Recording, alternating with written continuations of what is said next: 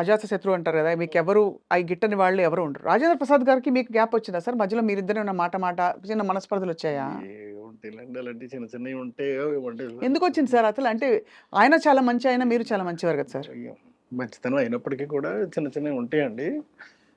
ఇంకా అవన్నీ ఇప్పుడు ఎందుకు మళ్ళీ తిరిగి అంటే నేను అలాగే అనుకున్నాను సార్, కానీ మా ప్రవీణ్ తప్పకుండా ఇది అడిగి తీరాల్సిందే అని చెప్పాడు. ఎందుకంటే మాది కూడా ఇప్పుడు ఈ ఇంటర్వ్యూ కూడా మాకు the knowledge sir. Rajendra Prasad చాలా మంచివాడు అండి, మంచివాడు కాబట్టే నా ఆర్గానిక్ మావుకి వచ్చేటప్పుడు కూడా చేశాడు మళ్ళీ. ఇది నాకు ఈ సమస్య మాయిలో ఉన్నప్పుడు వచ్చిందండి. మాయిలో ఉన్నప్పుడు వచ్చింది కదా అలాగని చెప్పేసి ఏమీ ఆగలేదు. తర్వాత నేను సినిమాలు చేయలేదండి ఆయనతోటి. తర్వాత ఏదో సరదాగానో ఏదో అలాంటి సినిమా ఒకటి చేశాను. అప్పుడు కూడా ఆయన చేయడానికి సిద్ధపడ్డాడు ఆయన. కానీ మీరు భలే కాంబినేషన్ మీ ఇద్దరిది. చాలా మంచోడు అండి, మనిషి మంచోడు. కాకపోతే చిన్న తిక్క ఏంటంటే చిన్న ఇబ్బంది ఉంటుందండి, చిన్న ఈగోనెస్ ఇంకోటో ఉంటాయి. బతిమాలకు చేయించుకోవాలి తప్ప.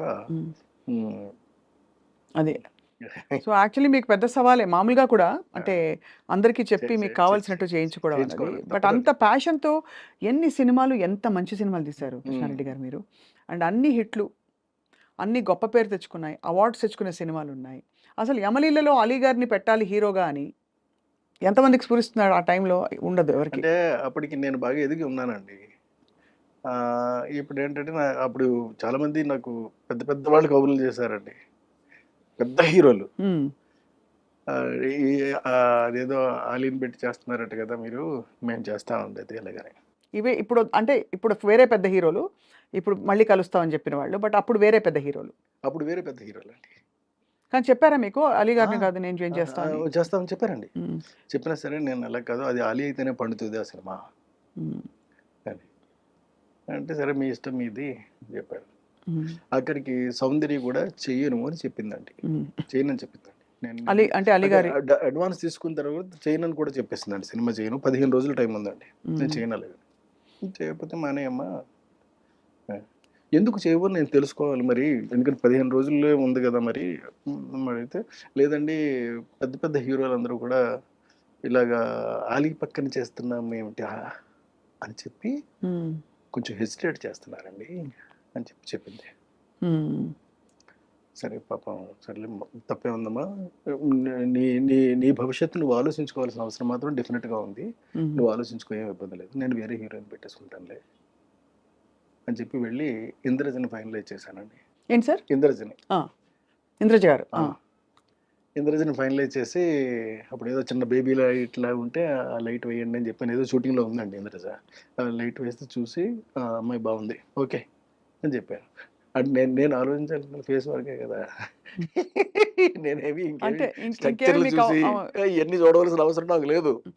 ఎప్పుడు అసలు మీరు ఒక అది అంటే కన్సిడర్ చేయలేదు సార్, ఫిగర్ ఎలా ఉంది? ఎప్పుడు ఫిగర్ గురించి నేను పట్టించుకోనండి, ఫేస్ మాత్రం పట్టించుకుంటాను, చాలా ఎక్కువ పట్టించుకుంటానండి. అంటే నేను బాగా అంటే బాగా డీపర్గా వెళ్ళిపోతానండి. అంత పర్ఫెక్షన్ వస్తుందా రాదా, ఎక్స్ప్రెషన్ అంటే కళ్ళతోటి చెప్పేది ఉంటుందండి, చిక్స్తో చెప్పేది ఉంటుందండి, నవ్వుతో చెప్పేది ఉంటుందండి, ఇట్లా రకరకాలుగా ఉంటాయండి, నొసలతో చెప్పేది ఉంటుందండి. ఇవన్నీ పలుకుతాయా పలకవా అని మాత్రం చెక్ చేసుకుంటానండి. చేసుకున్న తర్వాతే నేను ఓకే చేస్తానండి. సో అలా ఇంద్రజ గారిని అంటే కాకపోతే మరి కొంచెం ఇలా లావుగాను ఉంటే ఇప్పుడున్నటువంటి టర్మ్స్కి కరెక్ట్ కాదు కాబట్టి కాస్త స్లిమ్గా కాస్త బాగా ఓకే ఎలా ఉన్నా, బట్ ఫేస్ మాత్రం చాలా ఎక్స్ప్రెసివ్గా ఉండాలండి. మళ్ళీ గుడ్గా ఉందా బ్యాడ్గా ఉందని కూడా నేను చూడనండి, ఎక్స్ప్రెసివ్గా ఉండాలి అది. అంటే చెప్తా ఉంటే చాలండి, చిన్న అంటే ఇప్పుడు చూడండి, ఇప్పుడు నేను మీతో మాట్లాడుతున్నాను, నేను మాట్లాడుతూనే చిన్న ఎక్స్ప్రెషన్స్ మీకు పలుకుతూ ఉంటాయి. అవును, అలా పలకాలండి. గ్రేట్ సార్, చాలా బాగుంది. అయితే మీరు ఇంద్రజ గారిని తీసుకొచ్చినాక మళ్ళీ ఎలా? ఇంద్రజ గారిని తీసుకొచ్చిన తర్వాత మళ్ళీ తర్వాత మాయిలోడి సినిమా కంప్లీట్ అయిపోయిందండి. తర్వాత ఎమ్మెల్యేల సినిమా కంప్లీట్ అయిపోయిన తర్వాత శుభలగ్నం సినిమాకి వచ్చినప్పుడు సౌందర్య ఫోన్ చేసి, సార్ నేను ఒక చిన్న తప్పు చేశాను, నేను రెక్టిఫై చేసుకునే ఛాన్స్ కోసం నేను చూస్తున్నాను సార్, మీరు అవకాశం ఇస్తే అదేంటమ్మా అంత మాట అన్నావు నువ్వు, అదేంటి నీ సొంత అన్నయ్య లాంటి వాడు నేను, చెప్పమ్మా నీకు ఏం కావాలో చెప్పు అంటే, లేదండి మీ సినిమాలో నేను కనీసం నిలబడినా సరే సరిపోద్ది, సౌందర్యం ఉంది అనేటటువంటి చిన్న పదం వినిపిస్తే చాలు నాకు అలా. సరేనమ్మా నేను ఏదోటి చేస్తానులే అని చెప్పి అప్పుడు ఈ సాంగ్ చేశానండి బాబు మోహన్ పక్కనే. మరి బాబు మోహన్ పక్కన చేస్తావా అని కూడా అడిగానండి. 100% చేస్తాను, ఎవరైనా నాకు అనవసరం అండి, మీ సినిమా అయితే చాలు నేను చేస్తాను అంతే అందంతే చేసింది. ఎలా వచ్చి ఉంటుంది ఆవిడకి ఆ రియలైజేషన్? అంటే ముందు వద్దనుకున్నప్పుడు అప్పుడు ఏంటంటే, అప్పుడు తన మెదడులోనో మనసులోనో మొత్తం మీద ఈ బయట నుంచినటువంటి చెప్పిన మాటలన్నీ కూడా బాగా ఎక్కాయి. అంటే పెద్ద పెద్ద పెద్ద పెద్ద హీరోలు ఉంటేనే కానీ చేస్తే చిన్న హీరో మరీ ఆలీ లాంటి చిన్న హీరో మీద చేయటం ఏంటి అలాగని కోట కూడా మానేశాడండి. అయ్యో, మానేస్తే చేయలేనంటే అప్పుడు కోట బదులు భరణిని పెట్టాను నేను. అందుకనే మీకు అప్పటి నుంచి కూడా నాకున్న అనుభవంతో అండి నేను చెప్తున్న మాట ఏంటంటే, క్యారెక్టర్ కన్నా చిన్న హీరోని పెట్టుకుంటే, చిన్న ఆర్టిస్ట్ని పెట్టుకుంటే ఎప్పుడు మీకు నో చెప్పే ప్రసక్తి ఉండదండి. మనం ఏమైతే అనుకుంటున్నామో అది ఎగ్జాక్ట్గా తీసుకురాగలుగుతాము. లేకపోతే చెప్పిందల్లా విని వాళ్ళు చెప్పేదంతా విని వాళ్ళ బ్రెయిన్లో ఏమైతే ఉందో దాన్ని మాత్రం మనం ప్రొజెక్ట్ చేయాల్సి వస్తుంది. మీకు పెద్ద పెద్ద సినిమాలన్నీ కూడా ఫ్లాప్ అవడానికి ప్రధానమైన కారణం ఇది మాత్రమే. ఎందుకంటే వాళ్ళకి అంత బ్రెయిన్స్ ఉండవండి, అంత స్ట్రక్చర్ ఉంటుంది, బాడీ ఉంటుందండి, కానీ బ్రెయిన్ వాడతారు. అక్కడే వస్తుందండి మెయిన్ ప్రాబ్లం. లేని బ్రెయిన్ వాడేటటువంటి ప్రయత్నం చేయటం వల్లే మీకు సినిమాలన్నీ కూడా వరుసటి ఫ్లాప్ అవుతున్నాయి. అందరు హీరోలు అంతేనా సార్? మీరు డామ్ అని చెప్పారు, గుంట బద్దలు కొట్టి వాడా వద్దులండి ఎందుకు అంటే సీరియస్ గా, బికాస్ నిజంగా హీరో సెంటర్ కి రెమ్యునరేషన్స్ అవి కూడా పెద్ద బయట వాళ్ళు కాదు మన వాళ్ళే కదా. అవును అంతే కదా, చించుకుంటే కాళ్ళ మీద పడుతుంది అనేది సామెత ఉంది మనకి. అవును, ఎందుకు మనం చించుకుని మన కాళ్ళ మీద మనమే పడేసుకోవడం, వాళ్ళు మన వాళ్ళే కదా. పోనీ ఒక క్లాత్ వేసి అప్పుడు కడుపు చించుకుందాం సార్, క్లాత్ తీసేయచ్చు అంటే నేను అడగడం అది కాదు సార్, నిజంగానే హీరో సెంట్రిక్ సినిమా బాగా అది ఇంకో స్కూల్ ఆఫ్ థాట్. అంటే హీరో కోసం డైలాగులు, ప్లానింగ్, స్క్రీన్ ప్లే ప్లాన్ చేయడం, అది ఇది అలా ఆ స్కూల్ ఆఫ్ డైరెక్టర్స్ కూడా చాలా మంది ఉన్నారు. వాళ్ళు కూడా సక్సెస్ఫుల్ రన్ అవుతున్న వాళ్ళు ఉన్నారు తప్పకుండా. అవును కదా సార్, అంతే కదా. కథే ఇదిగా పెట్టుకున్న వాళ్ళందరూ కూడా కథ మీదే రన్ అవుతారు సార్. సినిమా మీద, సినిమాకి దానికి సంబంధించినటువంటి అనువుగా హీరో మంచి అన్న చేయొచ్చు, చెడు కూడా చేయొచ్చు అండి. ఏదైనా చేసినా సినిమా హిట్ అవ్వడానికి ఏం కావాలో అది మాత్రం కోరుకుంటారు, దాన్నే ప్రజెంట్ చేస్తారు. అప్పుడే డెఫినెట్గా ఆడితే కూడా రండి. మన సుకుమార్ గారు ఈ రెండింటిని బ్లర్ చేసి కథలో ఉండే ఇంపర్ఫెక్షన్స్ హీరోలో, అంటే కొంచెం ఇలా పెట్టుకోవడం కానీ, పుష్పరాజు లేకపోతే తగ్గేదేలే అంటాం, అదేమి తప్పేం లేదండి, అది క్యారెక్టరైజేషన్ అయినప్పుడు. అప్పుడు మరి వాళ్ళు పెద్ద హీరోలు అయ్యింది, స్టార్ మెటీరియల్ అయ్యింది కూడా వాళ్ళు ఒదిగిపోయినట్టే కదా క్యారెక్టర్లో. అల్లు అర్జున్ గారు ఫర్ ఎగ్జాంపుల్ రియల్లీ అక్కడ చాలా బాగా చేశాడండి అతను. అవును, నేషనల్ అవార్డు వచ్చింది ఆయనకి. సో అలా అంటే ఇప్పుడు కొద్దిగా మేబీ కృష్ణారెడ్డి గారు ఈ నెక్స్ట్ సినిమా కూడా వీఆర్ వెయిటింగ్ సార్. మంచి సోషల్ ఫ్యాంటసీ చూసి ఎన్రోల్ అయింది సార్, మీరు చెప్పిన ద నాలెడ్జ్ టైప్. ఎందుకంటే మనకి ఎంతసేపు ఈ ప్లేన్లోనే లేదు, అలాంటివి కాకుండా లేదండి, కంప్లీట్గా ఒక కొత్త సినిమాని కొత్త జోనర్లో కొత్తదనం క్రియేట్ చేసినట్టే నేను చూపెడతాను సినిమానండి.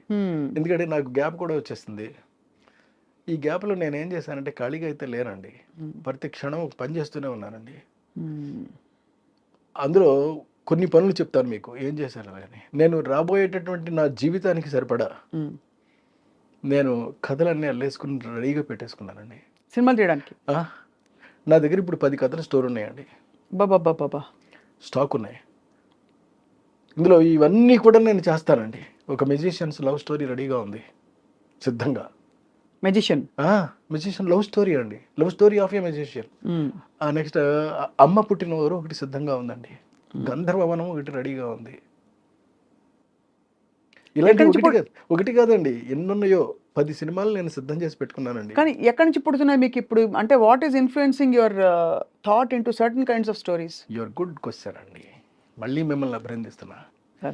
నాకు అంటే ఒక మనిషికి ఒక జెల్ ఉంటుందండి, అది బ్రెయిన్లో అన్నా ఉండొచ్చు, బాడీలో అన్నా ఉండొచ్చు, ఏదన్నా ఉండొచ్చు అండి. అది బ్రెయిన్లో ఉంటే ఒకలా ఉంటుందండి. అది బ్రెయిన్లో ఉన్న వాళ్ళు ఏం చేస్తారంటే, నా దగ్గర ఈ కథల యొక్క సంఖ్య పెరిగిపోతూ ఉన్నప్పుడు ఇప్పుడు నేను ఏం చేశానంటే చెప్తాను మళ్ళీ మీకు. నేను అందమైనటువంటి కథలు 1 పేజీలో కొన్ని రాసేసుకున్నానండి. దరిదాపుగా ఒక 20 కథల దాకా రాసేసానండి. ఈ 20 కథల్ని వారానికి ఒకటి చొప్పున యూట్యూబ్లో రిలీజ్ చేస్తానండి. ఈ 20 కాదండి, దరిదాపుగా నాకు 6 ఏళ్ళకి సరిపడే కథలు ఉంటాయండి వారానికి ఒకటి చొప్పున రిలీజ్ చేయడానికి. యూట్యూబ్లో యూట్యూబ్లో చేస్తానండి. ఇది కాకుండా అంటే యూట్యూబ్లో సినిమాలు తీస్తారు, బుజ్జి బుజ్జి సినిమాలా? చిన్న చిన్నవి ఓన్లీ 5 నిమిషాల పాటు నేను అందంగా చేస్తానండి. నా డిక్షన్లోనే ఉంటుందండి.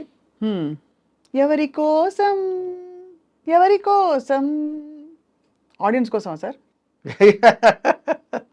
అంటే ఎందుకు అడిగానంటే audience are crazy to see such kind of things, new things, something new you want to tell without putting in the effort of a full film.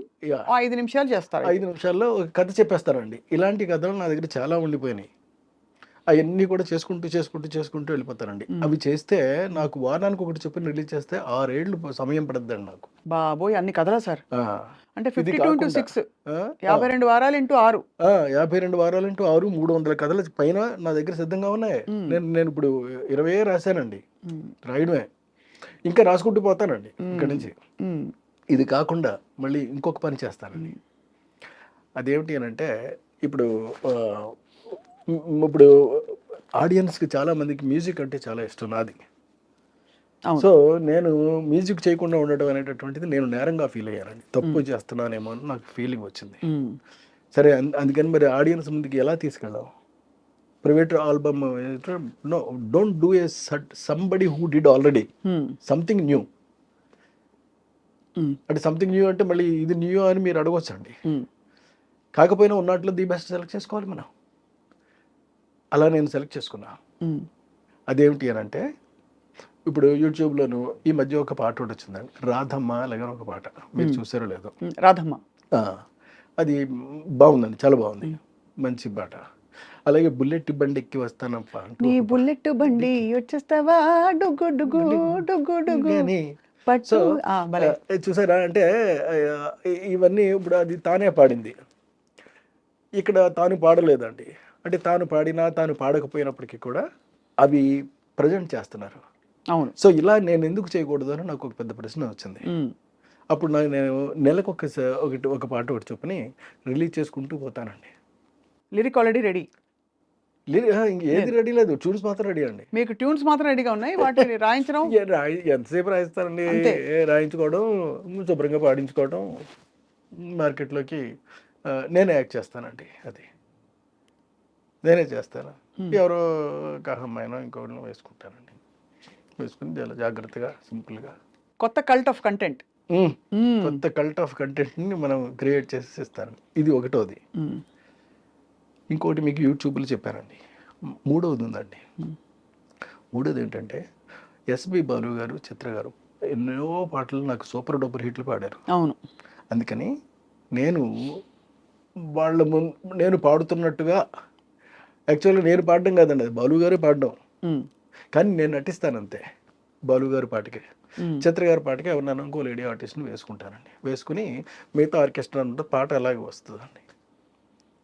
అదెందుకు సార్? ట్రిబ్యూట్ లాగా? ఏది? మీ ఊరికి ఒక బ్యూటిఫుల్ మెమరీ లాగా? కాదండి, వాళ్ళందరికీ కూడా ఒక మెమరీని మళ్ళీ తిరిగి ఇవ్వడం కోసం నేనే పాడుతూ, నేనే యాక్ట్ చేస్తూ సూపర్ చేస్తానండి. చేస్తే అది నెలకు ఒకటి రిలీజ్ అవుతూ ఉంటుందండి. ఎవ్రీ అంటే ఒక 15 డేస్కి ఇది రిలీజ్ అయితే 1వ తారీఖు నాడు అది రిలీజ్ అవుతుంది, 15వ తారీఖు నాడు ఇది రిలీజ్ అవుతుంది, 1వ తారీఖు నాడు అది రిలీజ్ అవుతుంది, 15వ తారీఖు నాడు ఇది రిలీజ్ అవుతుంది. వారం ఆదివారం రిలీజ్ అవుతాయి. ఇందులో కూడా నాకు స్వార్థం ఉందండి. నేను చేయబోతున్న సినిమాల్లో రేపు పొద్దున్న వరుసగా నాకు సినిమాలు వస్తాయండి. అంటే బయట వస్తాయని కాదు, నేనే సొంతంగా చేసుకుంటానండి.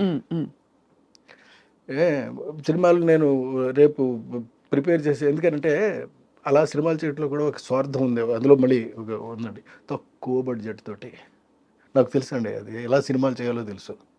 ఎక్కువ ప్రాఫిట్ వచ్చేలాగా, అంటే ఊహించనంత ప్రాఫిట్ వచ్చేలాగా మాత్రం చేస్తానండి. ఇదేంట్రా ఈ సినిమా ఇది ఇంత తక్కువ అవ్వదే, కానీ అందులో 4 వంతు అవుతుంది అంతే. అంతేనా? అంతే. అంటే తక్కువ అంటే ఎంత సార్ మీ దృష్టిలో? ఇప్పుడు ఎందుకంటే అన్ని కోట్లలో ఉంది లెక్క. ఎక్కడ అంటే ఇప్పుడు అంకి చెవి ఇప్పుడు నేను వదిలేను అనుకోండి, ఇంతేనా అంటారు కాబట్టి అలా అనకుండా మీరు తీసేసి ఈ ప్రోడక్ట్ వాల్యూ ఇంత అని చెప్తారు. అంతే. అంటే it's idea more than anything. అంటే ఈ ప్రొడక్ట్ వాల్యూ ఏమో వేరండి, పబ్లిక్ చెప్తారు వాల్యూ నేను ఎవరిని చెప్పడానికి. అంతే. కానీ దాని వాల్యుయేషన్ మాత్రం నేను వేస్తాను, ఇది ఇంత కాస్ట్ అయ్యిందని మాత్రం నేను వేస్తాను అంతే. ఆ కాస్ట్ నేను తెలియజేస్తానండి, మధ్యలో ట్యాక్స్ కట్టేస్తా.